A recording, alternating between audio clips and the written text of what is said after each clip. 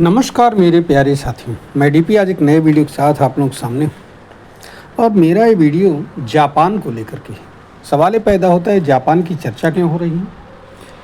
तो जापान में अभी एक न्यूज एजेंसी है निकेई, और इसका एक न्यूज छपा न्यूज ऑन जापान समाचार पत्र में।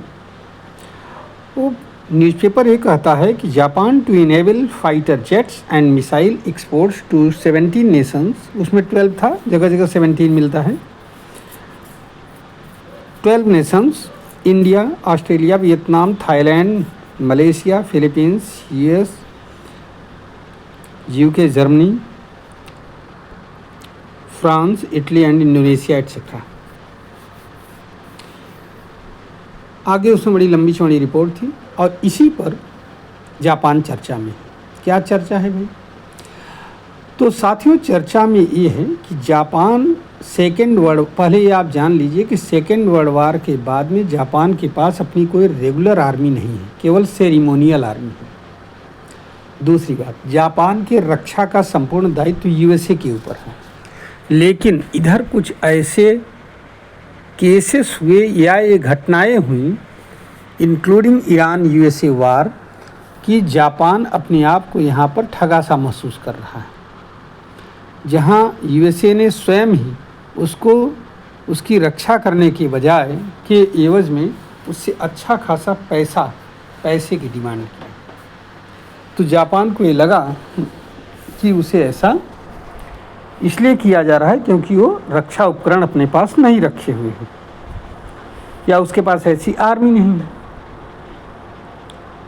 तो साथियों, इसमें परिवर्तन करते हुए अपनी नीतियों में साने तकाइची, जो वहाँ की पीएम, जो कि वास्तव में राष्ट्रवादी सरकार है वहाँ पर इस समय, उन्होंने अपने नियमों में परिवर्तन करते हुए सेकेंड वर्ल्ड वार के बाद में सबसे बड़ा परिवर्तन किया, और 80 साल के बाद में उन्होंने हरी झंडी दे दिया कि हम 12 कंट्रीज़ को अपने जो वो हैं, क्या कहते हैं, इक्विपमेंट्स, सैन्य साजो सामान निर्यात करेंगे। अब आप एक कहोगे कि सैन्य साजो सामान है कहाँ वहाँ? तो साथियों, जापान बहुत सारे ऐसे आइटम्स बनाता है जिसका डुअल यूज हो सकता है, लेकिन जापान उनको बनाता नहीं था। वो थोड़ा सा मॉडिफिकेशन करेगा, उसकी सारी फैक्ट्री जो सिविलियन गुड्स बनाती हैं वहीं सैन्य साजो सामान भी बनाना शुरू कर देंगे।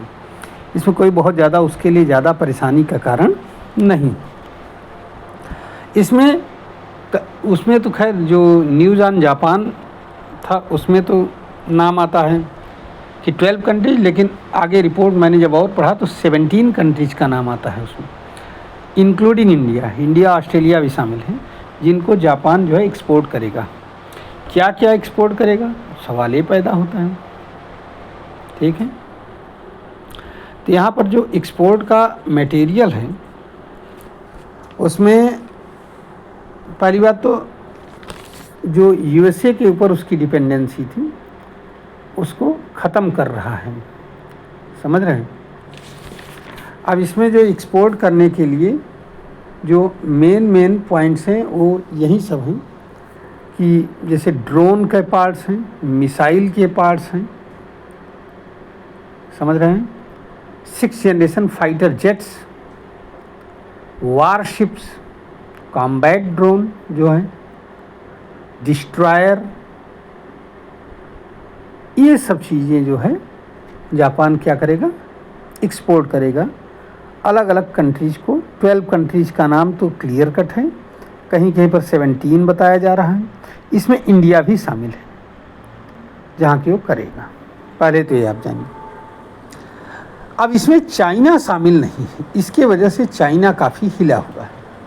चाइना के डरने के 2 कारण हैं। चाइना वास्तव में साथियों, आप लोग जो जापान को इतना शांत कंट्री देखते हो, इतना शांत कंट्री जापान है नहीं। जापान की शांति का अगर उदाहरण देखना है तो उसके इतिहास में जाना पड़ेगा।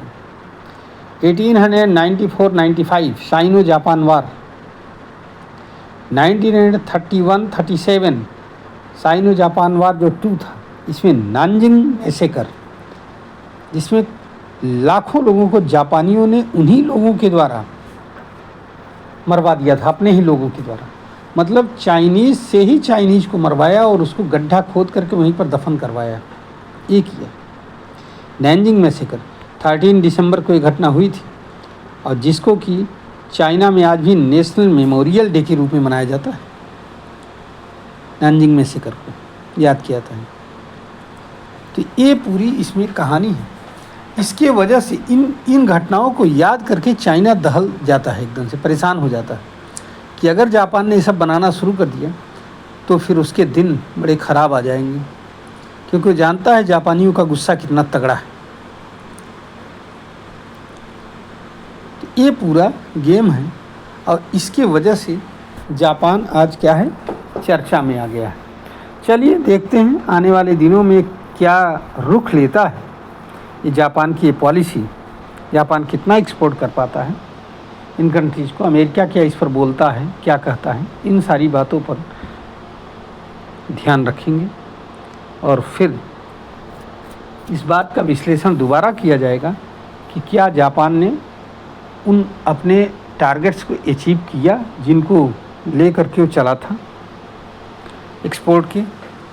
धन्यवाद, नमस्कार, जय हिंद, जय भारत, वंदे मातरम।